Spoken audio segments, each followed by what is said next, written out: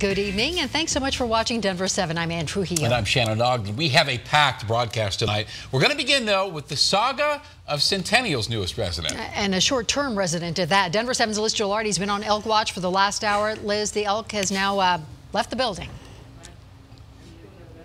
Yes, the elk has left this neighborhood here in Centennial, and if you are just joining us, it's been quite the interesting afternoon. We have been on elk watch here, and this driveway right behind me, that's where the elk was sitting for hours. We've learned that's because he was injured, so he was not moving from this driveway.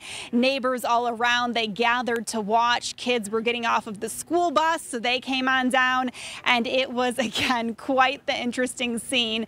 We're here now with Colorado Parks and Wildlife to explain a little bit more about the situation here. I think, first of all, people want to know if the elk is going to be okay. The elk was injured and tranquilized. They want to know if the elk's okay.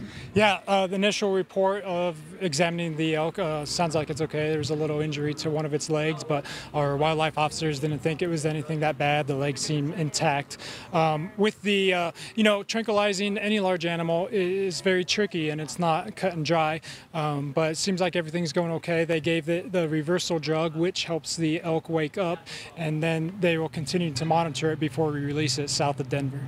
And this elk has been spotted in the area over the past couple of days, is that right? Correct. Yesterday we got a report of it in the area. Earlier today and late last night we kind of heard reports it was moving west, kind of in the right direction. There's some natural drainages where it can kind of hide and get out of on the main street just like this.